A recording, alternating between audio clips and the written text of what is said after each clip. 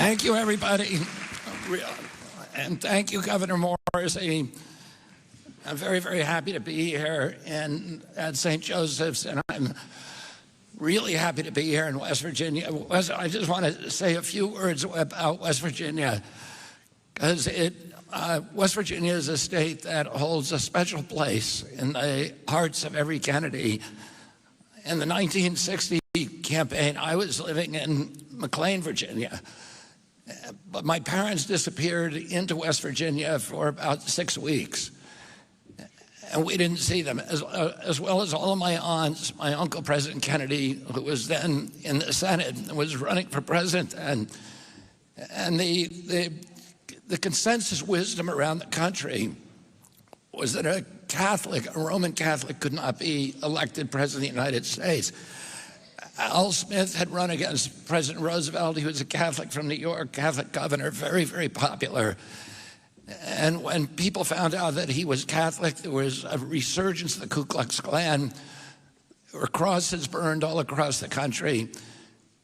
And he lost the election catastrophically. And people just felt, Americans felt, and the pundits all felt, that America would never elect a Catholic president. When my uncle decided to run for president, he knew that he had to win West Virginia. West Virginia had the lowest number of Catholics. Less than 2% of the population was Catholic. And it was thought to be a place where there was a lot of anti-Catholic prejudice. It had voted overwhelmingly against Al Smith. It was critical to my uncle's campaign that he win this state and show the country that a Catholic could win the presidency. Well, he came down to West Virginia, and his objective was to shake the hands of every person in West Virginia. And I think he came very close. And my parents came down, my uncles, my aunts, luckily we had a lot of Kennedys, and they all came down, and they spent time really getting to know the people in West Virginia and understanding the issues in the state, the problems, and those things stayed with him throughout his presidency. And on election day, he won the state of West Virginia overwhelmingly. And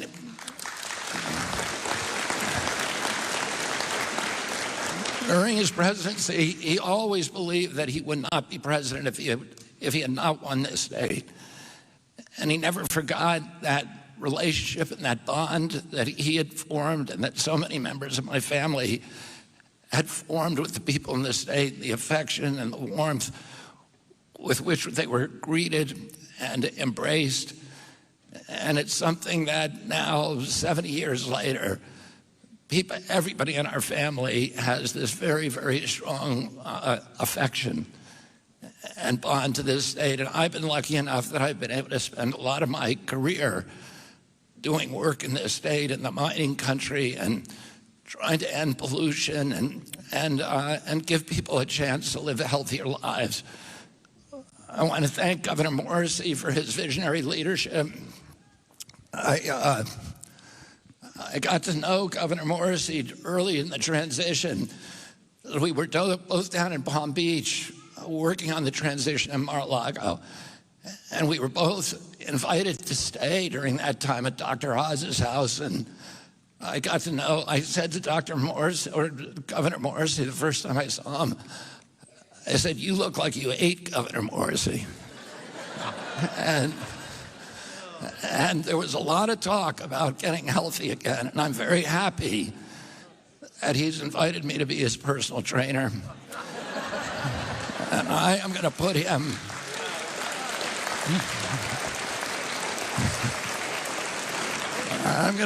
on a really rigorous regimen. And we're going to put him on a carnivore diet. We're going to make him raise your hand if you want Governor Morrisey to do a public weigh-in once a month. And then when he's lost 30 pounds, I'm going to come back to the state and do a celebration and a public weigh-in with him.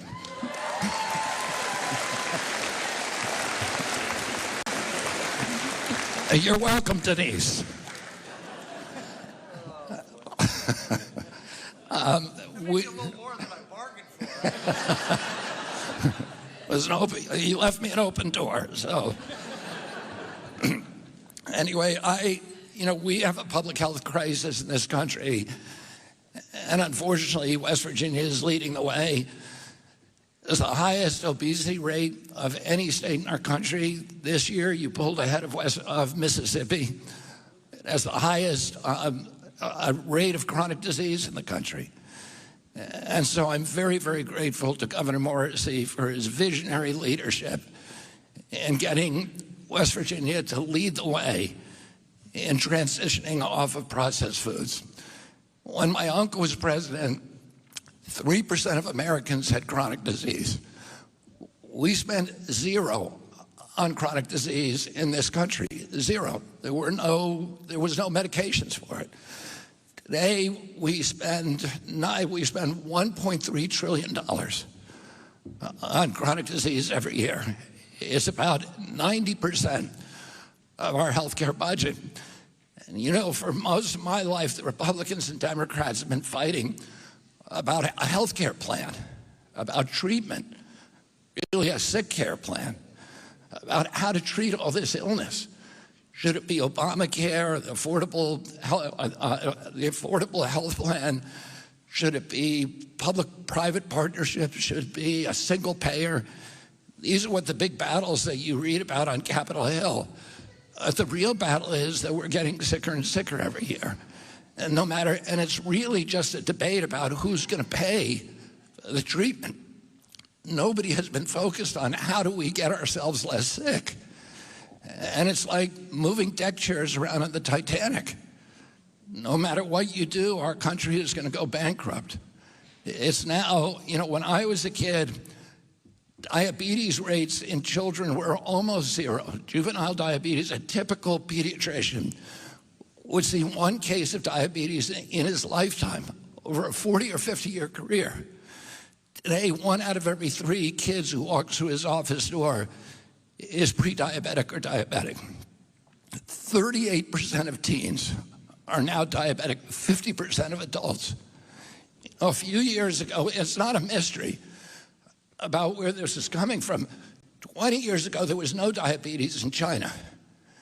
Today, 50% of the population is diabetic. Why is that? They built 20,000 fast food joints in China and started selling American processed food. And it is costing us, we are now paying more just for diabetes, mitochondrial dysfunction, than we are for our military. And, financially, it is bankrupting our country. We're now spending more to service our debt, and the biggest piece of that debt is coming from health care. We're now paying more to service it than we are for our military budget. Within about 10 years, if we continue on this trajectory, 50 cents out of every tax dollar that you pay to the federal government is going to go to servicing the debt. Within 15 years, 100%. It's not sustainable. It's existential. If you love our country, you got to take care of yourselves. President Trump said that he wants to make America healthy again, but he wants to make it strong again. We cannot have a strong country if we have sick citizens. President Trump says that he wants to restore the American dream. But a person who is healthy has 1,000 dreams. A person who is sick has only one. And there is 60% of our country now that has only one dream, which is to get better. And we need to give them a pathway to doing that. And the pathway is through food. Food is medicine. It treats us in different ways, and it treats our health. It treats our mental health. There was a recent study that showed that when they switched the diet in prisons, that violence went down to a whole food diet. That violence went down by about 70%. When they switched the diet in juvenile detention centers, the whole food diet, violence went down 100%. There's a scientist at Harvard now who is curing schizophrenia with a carnivore diet. So the loneliness, the dispossession, the crisis that we have in mental health, in suicide, in ADD, ADHD, all of these are linked, and particularly to the dyes. It's very clear the dyes that Governor Morrisey is banning, all of them are linked in very, very strong studies to ADHD and to cancers. So we're seeing an explosion in cancers in this country. We're seeing an explosion in infertility. Teenagers today have 50% of the sperm count and 50% of the testosterone of 68-year-old men. Girls are now reaching puberty 6 years earlier than they're supposed to, between 10 and 13 years old. Other countries are not experiencing this. We've seen autism rates go from 1 in 10,000 when I was a kid, 1 in 10,000, 1 in every 36 kids today, 1 in 22 boys in California. And the obesity rates have gone up to, as I said, 50% in adults, or 70% overall obesity or overweight, from 3%. In Japan, it's still 3%, because they're not eating these foods. They have nutrition programs in the foods where they have a nutritionist in every school who's in charge of the menu, and they eat healthy foods, so they don't have these illnesses. And we, when I was a kid, we were the healthiest, most robust people in the world. And today we're the sickest. 60% of Americans, from 3% when my uncle was president, 60% today have chronic disease. And it's not happening in other countries. During COVID, we had 16% of the COVID deaths in this country. We only have 4.2% of the world's population. So we literally did worse than any country in the world.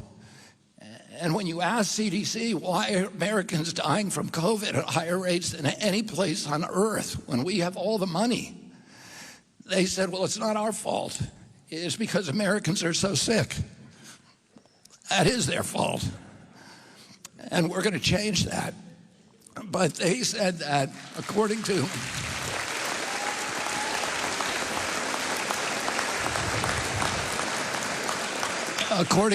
CDC, the average American who died from COVID had 3.8 chronic diseases. So they had diabetes, they had obesity, and maybe asthma, and one other thing. And it was the chronic disease really that was killing them. Healthy kids were not dying. Healthy Americans were not dying of COVID. It was a disease that attacked the sick. And that's true with all infectious diseases. If we can make ourselves, the biggest thing that we can do for pandemic preparedness is to make ourselves healthy again. We're now, 74% of American kids cannot qualify for military service because of chronic disease. So this is affecting our national security. It's destroying our economy. It is existential for this country. And we need to change it. And I am so happy that you have a visionary governor in this state and that West Virginia is now leading the way.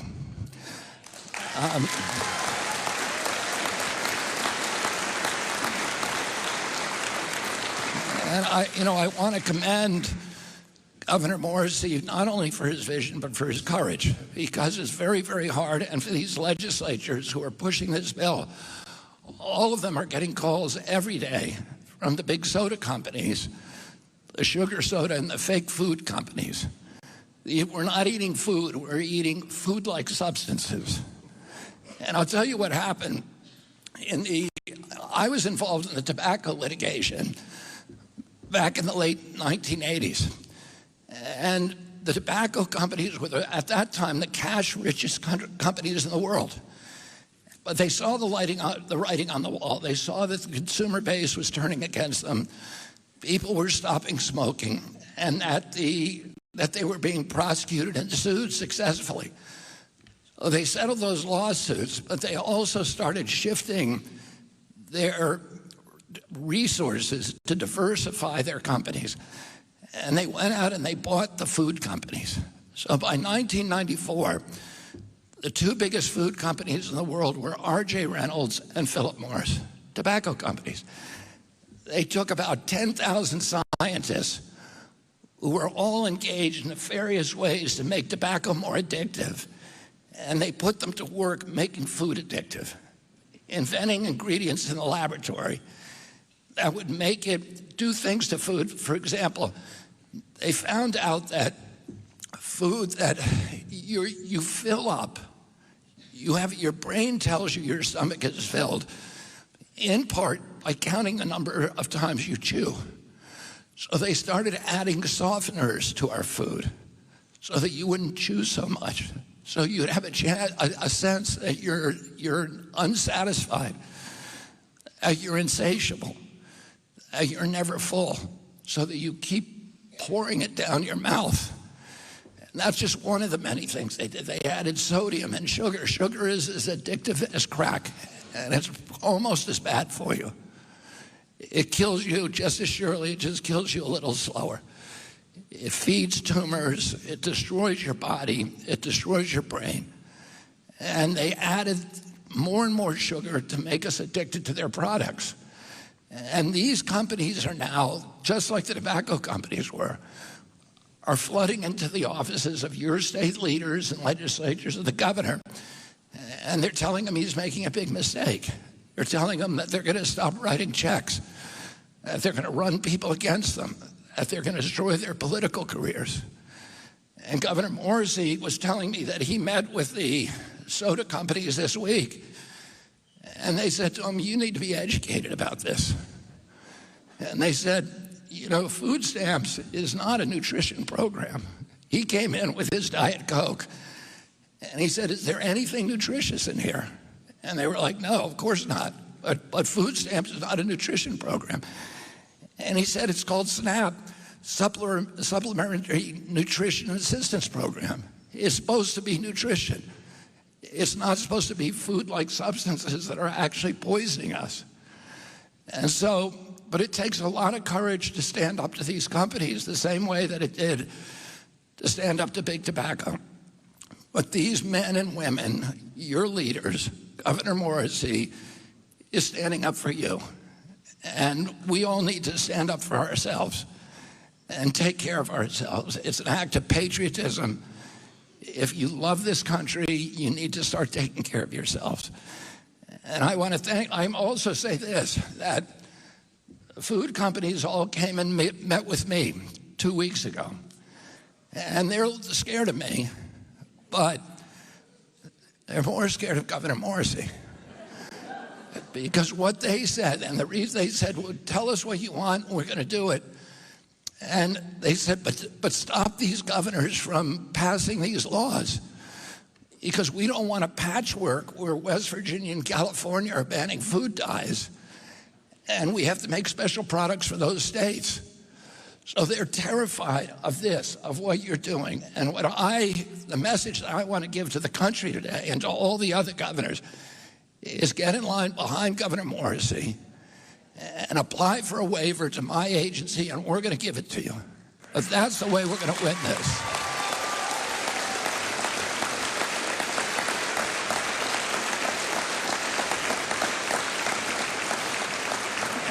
I want to thank all of you. I want to thank the Maha moms who got me into this office, and President Trump, who's given me free rein to do anything I need to do to make America healthy again. And then I particularly